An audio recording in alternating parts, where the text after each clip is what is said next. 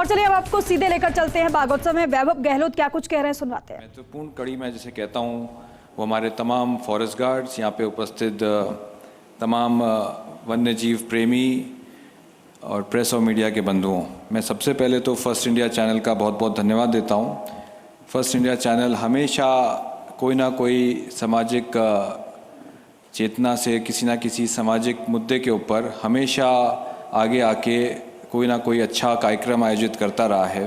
हमने देखा कोरोना काल के अंदर भी इन्होंने विभिन्न कार्यक्रमों के द्वारा, चाहे इन्होंने संभाग स्तर पे किए हों चाहे जिला स्तर पे किए हों, मुझे कई बार मौका मिला। इन्होंने जोधपुर संभाग स्तर का जब कार्यक्रम किया था कोरोना वॉरियर्स के नाम पे, मुझे सौभाग्य मिला था कि मैं इनके कार्यक्रम में सम्मिलित हो सका। उस वक्त भी इन्होंने कोरोना काल के अंदर जितने भी लोगों ने अपनी महत्वपूर्ण भूमिका निभाई, चाहे वो डॉक्टर्स हों, नर्सिंग स्टाफ हो, NGOs हों, ऐसे तमाम लोगों को इन्होंने सम्मानित किया था जोधपुर के अंदर। और जोधपुर ही नहीं, मैंने देखा था चाहे विभिन्न संभाग हो, बीकानेर हो, अजमेर हो, इनकी टीम ने जाके, फर्स्ट इंडिया ने हमेशा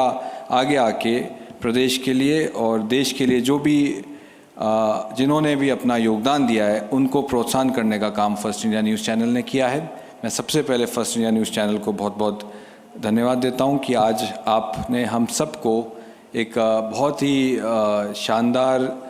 एक बहुत ही गरिमापूर्ण कार्यक्रम में यहाँ पे याद किया। बाघ संरक्षण आप जानते हैं, आने वाले समय में जितना ज़रूरी बाघ संरक्षण होगा, मैं ये बात इसलिए कह रहा हूँ कि बाघ है तो कल है। मैं इसलिए कह रहा हूँ बाघ है तो कल है क्योंकि अगर बाघ बचेंगे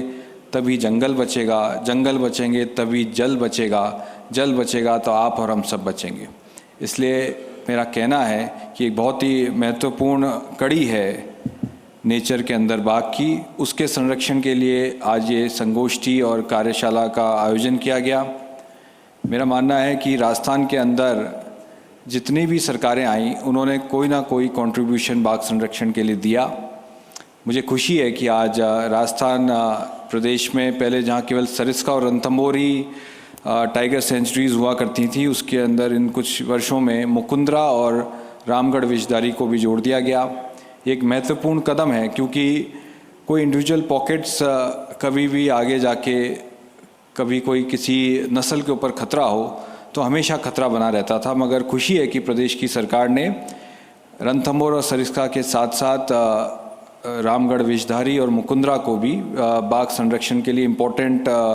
हैबिटेट के तौर पे आने वाले वर्षों में डेवलप करने का मानस बनाया।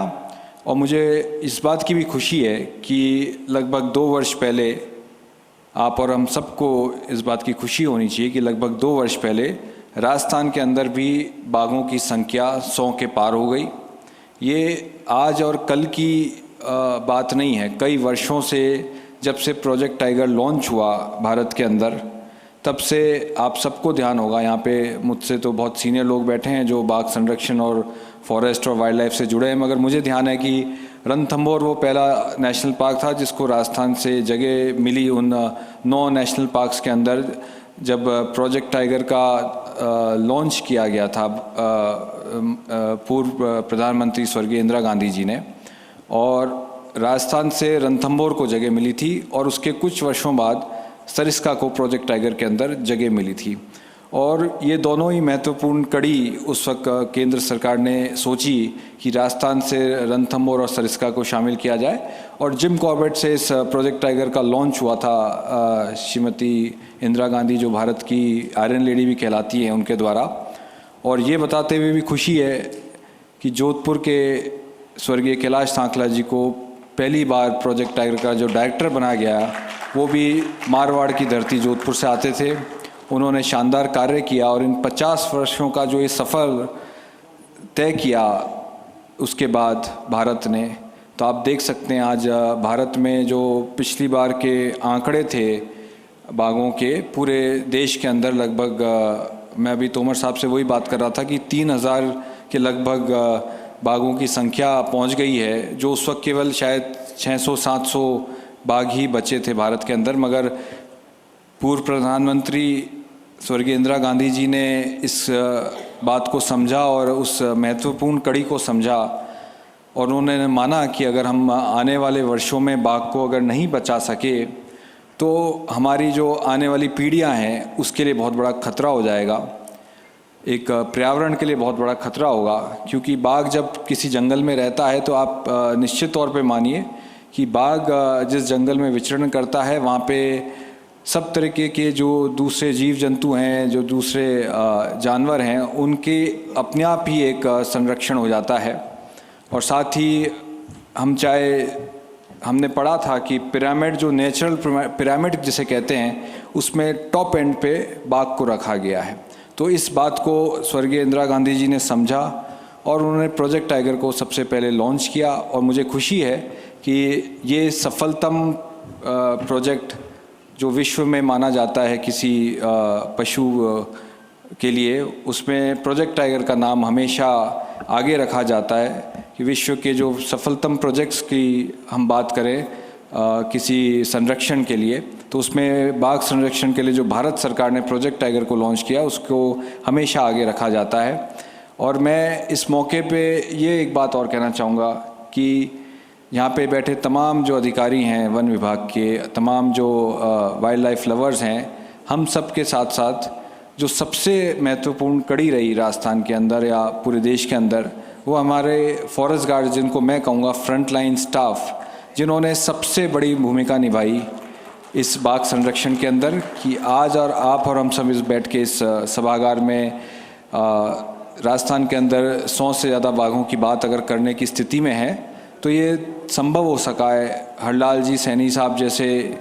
ऐसे सैकड़ों जो फ्रंटलाइन वर्कर्स हैं, जो फॉरेस्ट गार्ड्स रहे हैं। मैं जब भी रणथंभौर जाने का मुझे मौका मिला, मैं हमेशा देखता था हरलाल जी अनंतपुरा चौकी को संभालते थे। अनंतपुरा चौकी में सुबह के वक्त जब भी हम लोग जाते थे, ये वो व्यक्ति था जिसका मुझे बाद में मालूम पड़ा भी, मैं पिछले 1-1.5 साल से रणथंभौर जब गया, कि इनका रिटायरमेंट हो गया और इनका मन जंगल के बाहर नहीं लग रहा। शायद ये फील्ड डायरेक्टर और डीएफओ साहब को